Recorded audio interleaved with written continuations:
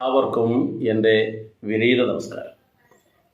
പ്രിയ കുടുംബാംഗങ്ങളെ, നമ്മൾ ഈ ക്ഷേത്ര ദർശനം നടത്തുമ്പോൾ അവിടെ ചില വഴിപാടുകൾ കഴിക്കാൻ പാടില്ല എന്ന് പറയുന്നു. അത് എൻ്റെ വ്യക്തിപരമായ ഒരു അഭിപ്രായമാണ് ഞാനിവിടെ പറയുന്നത്. ഒരു കാരണവശാലും നിങ്ങൾ ചില ക്ഷേത്രങ്ങളിൽ അവിടെ ഇങ്ങനെ എഴുതി വെച്ചിട്ടുണ്ടാവും ഇന്ന വഴിപാട് കഴിക്കണം എന്ന്. നിങ്ങൾക്ക് വലിയൊരു മോഹത്തോടു കൂടിയായിരിക്കും ആ ക്ഷേത്രത്തിലേക്ക് എത്തിച്ചേരുന്നുണ്ടാവാം.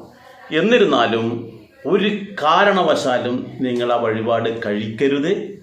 അങ്ങനെ കഴിക്കുന്നത് കൊണ്ട് നിങ്ങൾക്ക് യാതൊരു വിധത്തിലുള്ള ഗുണവുമില്ല എന്നുള്ളതാണ് ഞാനിവിടെ പറയുന്നത്. അപ്പോൾ എല്ലാവർക്കും സംശയം തോന്നും, അതെന്താണ് ഇപ്പം അങ്ങനെ? കാരണം എല്ലാ ക്ഷേത്രത്തിലും എഴുതി വെച്ചിരിക്കുന്ന വഴിപാട് കഴിക്കാൻ വേണ്ടിയിട്ടല്ലേ, ഭക്തൻ ജനങ്ങൾക്ക് വേണ്ടിയിട്ടല്ലേ അതല്ലേ എഴുതി വെച്ചിരിക്കുന്നത്.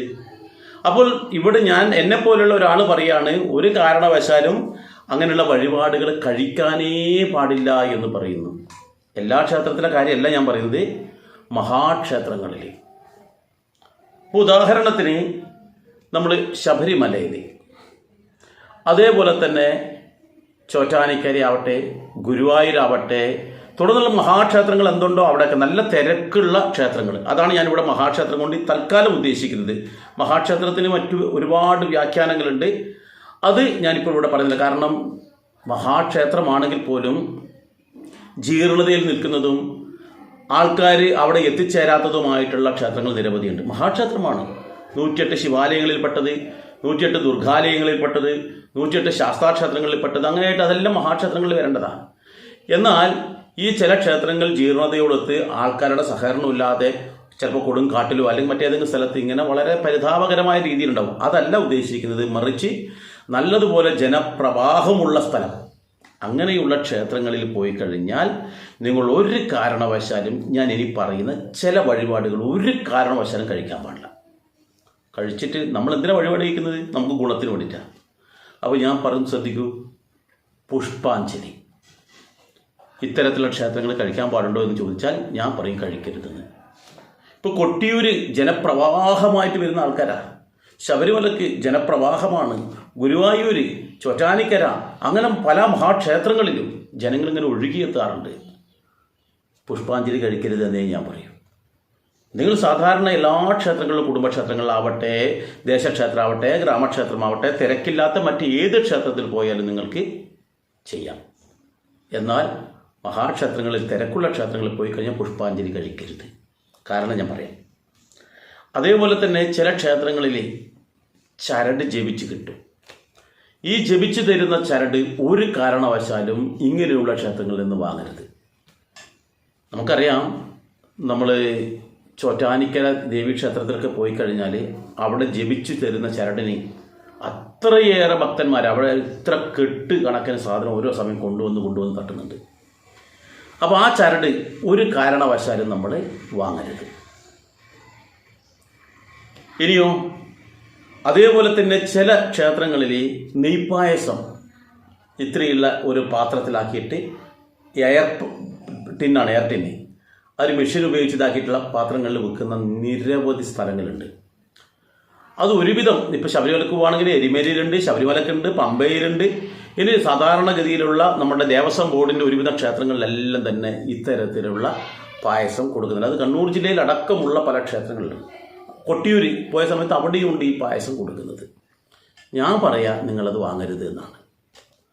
അതുപോലെ തന്നെ അപ്പം ആയിട്ടുള്ള വഴിപാടുകൾ, ഇങ്ങനെ നമ്മൾ ചിന്തിക്കുന്ന സമയത്ത് ഞാൻ എൻ്റെ യുക്തി കൂടി പറയുമ്പോൾ നിങ്ങൾക്ക് മനസ്സിലാവും ഏതൊക്കെയാണ് വാങ്ങാൻ പാടില്ല എന്നുള്ളത്. നിങ്ങൾ ഒരു കാരണവശാലും ഇത്തരത്തിലുള്ള പ്രസാദങ്ങൾ വാങ്ങരുത് എന്നാണ് എൻ്റെ അഭിപ്രായം. നമ്മൾ എന്തിനു വേണ്ടിയാണ് ഈ വഴിപാട് നേരുന്നത്? അതാണ് ആദ്യം ചിന്തിക്കേണ്ടത്. ഉദാഹരണം, ഒരു പുഷ്പാഞ്ജലി കഴിക്കുന്നു, നമ്മൾ എന്താണ് അവിടെ റെസീറ്റിൽ നമ്മുടെ പേരും അതുപോലെ നക്ഷത്രവും ഒക്കെ എഴുതി കൊടുത്തിട്ടാണ് ഇതാകുക. സാധാരണ ഒരു ദേശക്ഷേത്രത്തിൽ പോയി നിൽക്കട്ടെ, അല്ലെങ്കിൽ നിങ്ങളുടെ വീട്ടിനടുത്തുള്ളൊരു ക്ഷേത്രത്തിൽ പോയി കഴിഞ്ഞാൽ ഈ റെസീറ്റ് നേരെ പൂജാരിയുടെ കയ്യിൽ കൊടുത്തു കഴിഞ്ഞാൽ പൂജാരി ശ്രീകോവിലിൻ്റെ അകത്ത് നിന്നുകൊണ്ട് പുഷ്പമെടുത്ത് നല്ലതുപോലെ നെഞ്ചോട് ചേർത്ത് പിടിച്ച് പ്രാർത്ഥന ചൊല്ലി മന്ത്രം ജപിച്ച് ആ ഭഗവാന്റെ കാൽക്കലായിട്ടുള്ള പീഠത്തിൽ അങ്ങോട്ട് സമർപ്പിക്കും. എന്നിട്ട് ആ സമർപ്പിച്ച വസ്തുക്കളും ഒക്കെ ചേർത്തിട്ടാണ് നമുക്ക് പ്രസാദമായിട്ട് തരുന്നത്, പുഷ്പാഞ്ജലിയുടെ പ്രസാദം. എന്നാൽ ഗുരുവായൂരോ ശബരിമലക്കോ മറ്റുള്ള ഏതെങ്കിലും ഒരു സ്ഥലത്ത് പോയി കഴിഞ്ഞാൽ നിങ്ങൾക്ക് എന്താണെന്ന് അറിയുമോ? നിങ്ങൾ കുങ്കുമാർച്ചന കഴിക്കും, അല്ലെങ്കിൽ പുഷ്പാഞ്ജലി കഴിക്കും, ഐക്യമത്യ പുഷ്പാഞ്ജലി കഴിക്കും, അങ്ങനെ നിരവധി പുഷ്പാഞ്ജലിയും കാര്യങ്ങളും കഴിക്കുന്നുണ്ടാവും. ഇത് നിങ്ങൾ റെസീറ്റ് വാങ്ങിച്ചു കഴിഞ്ഞാൽ ശ്രീകോവിലിൽ കൊടുക്കേണ്ട ആവശ്യമൊന്നുമില്ല. നിങ്ങൾ അവിടെ തൊഴുത് പുറത്തേക്ക് ഇങ്ങനെ ഇറങ്ങുന്ന സമയത്ത് അവിടെ ഏതെങ്കിലും നിശ്ചയിച്ചിട്ടുള്ള കൗണ്ടറുണ്ട്, ആ കൗണ്ടറിൽ കൊണ്ടുപോയി കടലാസ് കൊടുത്താൽ നിങ്ങൾക്ക് അവിടെ നിന്ന് കിട്ടും. അവിടെ ജപിക്കുന്നില്ല, പ്രാർത്ഥിക്കുന്നില്ല, മന്ത്രമില്ല, ഒന്നുമില്ല. കുറേ ഒന്നിച്ച് അവർ തയ്യാറാക്കി അവിടെ വെച്ചിട്ടുണ്ടാവും. ഇത് ആർക്ക് വേണ്ടി കഴിച്ചതാ, ആരുടെ പേരിൽ കഴിച്ചതാ, നമ്മളെപ്പോഴും ചിന്തിച്ചിട്ടുണ്ടോ? ഇത്തരത്തിൽ നമ്മളെ കൊള്ളയടിക്കുകയാണ് ചില ക്ഷേത്രങ്ങൾ. ഭക്തന്റെ പേരിൽ ആ ക്ഷേത്രത്തിലെ മേൽശാന്തിയോ കീഴ്ശാന്തിയോ ആരെങ്കിലും ആ ഭഗവാന്റെ മുന്നിലിരുന്നിട്ട് മന്ത്രാക്ഷരങ്ങൾ കൊണ്ട് ആ നക്ഷത്രവും പേരും പറഞ്ഞുകൊണ്ട് അർച്ചന ചെയ്യേണ്ട സ്ഥാനത്ത് അത് ചെയ്യുന്നുണ്ടോ എന്ന് നോക്കൂ. അപ്പോൾ എപ്പോഴോ ഇത് ഈ പറയുന്ന പൂക്കളൊന്നും തന്നെ അത് അവരിങ്ങനെ കൊട്ടക്കണക്കിന് പൂക്കളാണ് കൊണ്ടുവരും. ആ പൂക്കളിൽ നിന്ന് അല്പം എടുക്കും, വലിയൊരു പാത്രത്തിൻ്റെ അത് കുങ്കുമുണ്ടാവും, അല്ലെങ്കിൽ ചന്ദനം ഉണ്ടാവും, അല്ലെങ്കിൽ അത് കലക്കി ഇതെല്ലാം ആക്കിയിട്ട് നമുക്ക് തരും. നമ്മളതിൻ്റെ പ്രസാദമായിട്ട് വാങ്ങും. ശ്രീകോവിലായിട്ട് ഒരു ബന്ധവുമില്ല. നമ്മുടെ പേരും നക്ഷത്രം പറഞ്ഞു കൊടുത്തത് പോലും ഒരു കാര്യമില്ലാതെയാണ്. ഇത് നമുക്കെന്തിനാണ്? ചിന്തിച്ചിട്ടുണ്ടോ? ഇതേപോലെ തന്നെയാണ് ഇത് പുഷ്പാഞ്ജലിമാർ, രക്തപുഷ്പാഞ്ജലി ആവട്ടെ, എന്ത് പുഷ്പാഞ്ജലി ആവട്ടെ, ഇങ്ങനെയുള്ള നിങ്ങൾ ഏത് ക്ഷേത്രത്തിൽ പോയാലും ഇങ്ങനെയുള്ള സ്ഥലത്ത് നമ്മൾ ആ വഴിപാട് കഴിക്കാതിരിക്കുക. അതേപോലെ തന്നെയാണ് നമ്മൾ ജപിച്ച ചരട് നമുക്ക് കാണാൻ കഴിയും. ഇപ്പോൾ ശബരിമലക്കാരും മറ്റു പല സ്ഥലത്തും നോക്കുകയാണ്, ചോറ്റാനിക്കരയിൽ കാണും, ആറ്റുകാലിൽ കാണും, അങ്ങനെ പല സ്ഥലത്തും കാണും. ഇത്ര കണക്കിന് കെട്ടുകണക്കിന് സാധനം അവിടെ കൊണ്ടുതരും.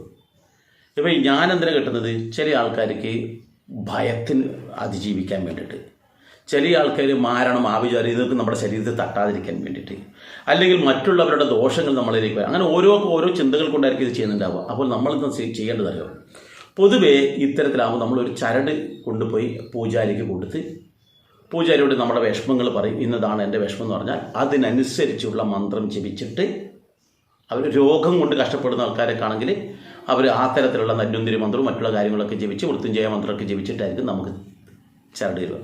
അതിന് പകരം ഒരു വലിയൊരു കെട്ടിൽ ഇത് എന്താണ് ജപിച്ചിരുമെന്ന് പോലും അറിയില്ല, ശ്രീകോവിലിൻ്റെ ഉള്ളിൽ പോയിരുമെന്നും അറിയില്ല. ഇത് അവർ ഒന്നിച്ച് കെട്ട് വാങ്ങിച്ച് കൊണ്ടുവന്നിട്ട് അത് അവിടെ വെച്ചിട്ട് വിൽപ്പന ചെയ്യുന്ന ഒരു സംഭവം നമുക്ക് കാണാൻ കഴിയും. എന്തിനാണത്? ഒരു കാര്യമില്ല. ഇത്തരത്തിൽ ഏലസും ഉണ്ടാവും വിൽപ്പനക്ക്, ഒരു കാര്യമില്ല. ഏലസും ചരടും ഇതൊക്കെ തന്നെ കൊണ്ടുവന്നിട്ട് ഇങ്ങനെ ക്ഷേത്രത്തിൽ വിൽപ്പനയായിട്ട് അവിടെ കൊടുക്കുന്നു. ഭക്തന് ഒരു തരത്തിലുള്ള ഗുണമില്ല. പക്ഷെ ഭക്തൻ്റെ വിശ്വാസം ഇത് ആ അമ്മയുടെ ക്ഷേത്രത്തിൽ നിന്ന് വാങ്ങിച്ചതാണ് എന്നുള്ള വിശ്വാസം കൊണ്ട് പലരും ധരിക്കുന്നുണ്ട്. പക്ഷെ അത് നമുക്ക് യാതൊരു വിധത്തിലുള്ള ഗുണവുമില്ല എന്ന് നമ്മൾ മനസ്സിലാക്കണം. ഇനി ഇതേപോലെ തന്നെയാണ് അവിടെ നിന്ന് കിട്ടുന്ന അപ്പവും അതുപോലെ അരവണ എന്ന് പറയുന്ന നെയ്പ്പായസവും കാര്യങ്ങളൊക്കെ. ഇതോ നമ്മൾ വലിയ ശബരിമലയിലേക്ക് നമ്മൾ പോകുന്നു. ആ ശബരിമലയിലേക്ക് നമ്മൾ എത്തിക്കഴിഞ്ഞാൽ അവിടെ ദർശനം ചെയ്തിട്ട് അതിന് വേണ്ടത് വേറെ തന്നെ കൗണ്ടറുണ്ട്. അവിടെ പോയി കഴിഞ്ഞാൽ അപ്പവും അരവണയും ഒക്കെ നമുക്ക് കിട്ടും. അത് ശ്രീകോവിലായിട്ട് എന്തെങ്കിലും ബന്ധമുണ്ടോ? ഒരു ബന്ധവും ഇല്ല എന്ന് വേണം മനസ്സിലാക്കാൻ. ഇവിടുന്ന് ഫാക്ടറിയിൽ നിന്നും ഉണ്ടാക്കുന്ന അരവണ അത് മിഷനിലൂടെ എയർ ടിന്നിലേക്ക് പ്രസ് ചെയ്തിട്ട് അതിലേക്ക് നിറച്ചിട്ട് നേരെ കൗണ്ടറിലേക്ക് പോകുന്നു. യഥാവിധി ആ ഭഗവാനെ അരവണ നിവേദിക്കുന്നത് വളരെ ചെറിയൊരു ഉരുളി പോലത്തെ ഒരു പാത്രത്തിൽ കുറച്ച് നിവേദിച്ചു. ആ നിവേദിച്ച വസ്തു അന്നേരം തന്നെ പുറത്തേക്ക് കൊണ്ടുവന്നിട്ട് അത് VIP-കളായ ആൾക്കാർ കൊണ്ടുപോയി. എന്നാൽ ശ്രീകോവിലായിട്ടോ ശബരിമലയായിട്ടോ ഒരു ബന്ധവുമില്ലാത്ത കുറേ സാധനം, ഫാക്ടറിയിൽ ഉണ്ടാക്കിയ സാധനം നമ്മൾ അമിതമായ പൈസ കൊടുത്ത് വാങ്ങിച്ചു കൊണ്ടുവരുന്നതായിട്ടാണ് ഇന്നുള്ളത്. ഇതേപോലെ തന്നെ ഈ എയർ ടിന്നിൽ അടിച്ചിട്ടുള്ള എല്ലാ സ്ഥലത്തു നിന്ന് കിട്ടുന്ന പായസങ്ങളുടെയും ബഹുഭൂരിപക്ഷ സ്ഥലങ്ങളിലും, അപൂർവം ചില ക്ഷേത്രങ്ങളുണ്ടോ എന്നറിയില്ല, ബഹുഭൂരിപക്ഷം. കാരണം എന്താ വെച്ചാൽ നമുക്കൊരു വട്ടളം പായസം തന്നെ ഉണ്ടാക്കിയിരിക്കട്ടെ, ഈ വട്ടളം പായസം നേരെ ശ്രീകോവിൽ കൊണ്ടുപോയി പൂജയ്ക്ക് ഭഗവാനെ നിവേദിക്കാൻ പറ്റില്ല. അപ്പം ഇനി 2, 3, 10 വട്ടളം ഒരു ദിവസം ഉണ്ടാക്കി രാവിലെ ഒരു വൈകിട്ട് വരെ ഉണ്ടാക്കി കൊടുത്താലും അതൊന്നും മതിയാകില്ല ശബരിമലയിൽ കൊടുക്കുന്ന പായസം. എന്നുവെച്ചാൽ അരവണ ലക്ഷക്കണക്കിന് ടിന്നുകളാണ് ഓരോ ദിവസവും വിറ്റഴിയുന്നത്. അപ്പോൾ സാധാരണ ക്ഷേത്രങ്ങളിൽ അതിൻ്റെ സംവിധാനങ്ങളില്ല. അവർ ഓരോ സ്ഥലത്തും കരാറെടുത്തതോ അല്ലെങ്കിൽ ഇതിൻ്റെതായ ചുമതലപ്പെട്ട ആൾക്കാർ അവർ ഫാക്ടറിയിൽ നിന്ന് ഉണ്ടാക്കിയിട്ട് കൊണ്ടുവന്ന് ക്ഷേത്രത്തിൻ്റെ കൗണ്ടറിലൂടെ ഗുരുവായൂരായാലും മറ്റുള്ള പല സ്ഥലത്തായാലും കൗണ്ടറിലൂടെ അവിടുത്തെ നെയ്പ്പായസം എന്ന രീതിയിൽ വിൽപ്പന ചെയ്യുന്നതായിട്ടാണ് കാണുന്നത്. അപ്പോൾ അങ്ങനെ നിങ്ങൾക്ക് തോന്നുകയാണെങ്കിൽ അത് നിങ്ങൾ വാങ്ങരുത്, അപ്പവും നിങ്ങൾ വാങ്ങരുത്. മറിച്ച് നമ്മുടെ നാട്ടിൻ പുറത്തുള്ള ക്ഷേത്രങ്ങളിൽ പോയിട്ട് ഇത്തരത്തിൽ അവിടെ നമ്മൾ കൊടുത്തു കഴിഞ്ഞാൽ ഒരു 50 രൂപയോ അല്ലെങ്കിൽ 100 രൂപ കൊടുത്തു കഴിഞ്ഞാൽ നല്ല ഗംഭീരമായിട്ട് നല്ല ഒന്നാന്തര ശർക്കര പായസം അല്ലെങ്കിൽ ഒന്നാന്തരം പാൽപ്പായസം ഇതൊക്കെ നമുക്ക് കിട്ടും. നമ്മുടെ പേരിൽ കഴിച്ച പായസം, നമ്മുടെ പേരിൽ കഴിച്ച ആ പായസം ഭഗവാന് നിവേദിച്ചതിന് ശേഷമുള്ളതാണ് നമുക്ക് കിട്ടുന്നത്. അതല്ലേ നമുക്ക് വേണ്ടത്. ഗണപതിക്ക് നമ്മൾ അപ്പപ്പൂവും ഈ അപ്പം മൂടൽ ചടങ്ങുണ്ട്, അപ്പം നിവേദ്യമുണ്ട്, അങ്ങനെ പലതും ഉണ്ട്. അത് നമ്മൾ തിരക്കൊഴിഞ്ഞിട്ടുള്ള സാധാരണ ക്ഷേത്രങ്ങളിൽ പോയി ചെയ്തു കഴിഞ്ഞാൽ അതിൻ്റെതായ ഗുണം കിട്ടും. മഹാക്ഷേത്രങ്ങളിൽ പോയിട്ട് ഇത്തരത്തിലുള്ള വഴിപാടുകൾ ചെയ്താൽ, ഏത് വഴിപാട് ചെയ്യുമ്പോൾ നമ്മളത് ശ്രദ്ധിക്കേണ്ടത് നമ്മളുടെ പേരിൽ അത് അവിടെ കഴിക്കുന്നുണ്ടോ, അത് തന്നെയാണോ എനിക്ക് കിട്ടിയിട്ടുള്ളത്, ഇത് നോക്കാതെ പോയി വീഴുന്നത് അബദ്ധമാണ്. അതേസമയത്ത് നമുക്ക് ഒരു നെയ്വിളക്ക് ഏത് ക്ഷേത്രത്തിൽ പോയാലും കത്തിക്കാം, ഒരു വിഷമവുമില്ല. ഒരു എണ്ണവിളക്ക് ഏത് ക്ഷേത്രത്തിൽ പോയാലും നമുക്ക് കഴിക്കാം. കാരണം അത് നമ്മൾ തന്നെ അവിടെ സമർപ്പിക്കുന്നുണ്ട്. നെയ്യമൃത് എന്ന് പറയുന്ന തളിപ്പറമ്പ് ശ്രീ രാജരാജേശ്വര ക്ഷേത്രത്തിലെ ഏറ്റവും പ്രധാന വഴിപാട് നെയ്യമൃത്. അത് അത്രയേ ഉള്ളൂ, 5 രൂപ 10 രൂപയൊക്കെ ഉള്ളൂ. അത് നമ്മൾ കൊണ്ടുപോയി അത് നടക്കിൽ സമർപ്പിക്കുന്നു. അതുപോലെയുള്ള വഴിപാടുകളാണ് നമ്മൾ ചെയ്യേണ്ടത്. നമ്മൾക്ക് ഡയറക്റ്റ് ബന്ധമില്ലാത്ത ഒരു വഴിപാടുകളും ചെയ്യരുത്. ഇത് നമ്മളെ ബോധവൽക്കരിക്കണമെന്നുള്ളൊരു ചിന്തയോട് കൂടിയാണ് ഞാനിത് വന്നിട്ടുള്ളത്. കാരണം ഈ ഒരു സംശയം കഴിഞ്ഞ ദിവസം നമ്മുടെ ആധ്യാത്മികം ഗ്രൂപ്പ് എന്നുവെച്ചാൽ വാട്സപ്പ് ഗ്രൂപ്പിൻ്റെ സംശയ നിവാരണം എന്ന് പറയുന്നൊരു ഗ്രൂപ്പുണ്ട്. അതിൽ എറണാകുളത്തുള്ള രഘുത്തമൻ എന്ന് പറയുന്നൊരു കുടുംബാംഗം ചോദിച്ചതാണ്. അപ്പോഴെനിക്ക് തോന്നി വളരെ നല്ലൊരു ചോദ്യമാണ്. കാരണം നിരവധി ആൾക്കാർ ഈ അറിവില്ലായ്മ കൊണ്ട് എന്തൊക്കെയോ പ്രസാദങ്ങൾ എന്ന പേരിൽ വാങ്ങിച്ചു കെട്ടിക്കൊണ്ടുവന്നിട്ട് അനാവശ്യമായി പണം ചിലവാക്കുന്നത്. കാരണം വെച്ചാൽ ഇത്ര ചെറിയ ഒരു പായസത്തിൻ്റെ പാത്രം, കാരണം കൊട്ടിയൂരിൽ നിന്ന് കിട്ടുന്ന പായസം നമുക്കറിയാം വളരെ ചെറിയ ഒരു ടിന്നാണ്, അതിന് 100 രൂപയാണ് അവർ ഈടാക്കുന്നത്. എന്നാൽ ആ 100 രൂപ കൊടുത്തു കഴിഞ്ഞാൽ വലിയൊരു പാത്രം നിറച്ച് പാൽപ്പായസം ശർക്കര പായസം നമ്മുടെ നാട്ടിൻപുറത്തുള്ള ക്ഷേത്രങ്ങളിൽ നിന്ന് കിട്ടും. അപ്പോൾ അത് നമ്മുടെ പേരിൽ കഴിച്ചും കൊണ്ട് തന്നെ നമുക്ക് കിട്ടും. അപ്പോൾ അവിടെ എത്തിക്കഴിഞ്ഞാൽ നമുക്ക് ഡയറക്റ്റ് കിട്ടുന്ന വഴിപാടുള്ളത് പ്രസാദങ്ങൾ മാത്രമാണ്. പ്രസാദം നമുക്ക് കിട്ടുമെങ്കിൽ മാത്രം അത് കഴിക്കാം. അല്ലാതെ ഇത്തരത്തിലുള്ള പറ്റിക്കലിനെ നമ്മൾ ഒരിക്കലും ഇരയാകാതിരിക്കാൻ പ്രത്യേകം ശ്രദ്ധിക്കുക. ഞാൻ ഈ പറഞ്ഞതിൽ നിങ്ങളുടെ അഭിപ്രായങ്ങൾ താഴെ കമൻറ്റ് ബോക്സിൽ രേഖപ്പെടുത്താം. മാത്രമല്ല ഈ വീഡിയോ ഇഷ്ടപ്പെട്ട് കഴിഞ്ഞാൽ നിങ്ങൾ പല ആൾക്കാർക്കും അല്ലെങ്കിൽ നിങ്ങളുടെ കുടുംബാംഗങ്ങൾക്കാവാം സുഹൃത്തുക്കൾക്കാവാം എല്ലാവർക്കും അയച്ചു കൊടുക്കുക, എല്ലാവരും ബോധവൽക്കരിക്കുക. അതുപോലെ തന്നെ ഒരു വീഡിയോയുമായി ഞാൻ മറ്റൊരു അവസരത്തിൽ വരാം. എല്ലാവർക്കും നന്ദി, നമസ്കാരം.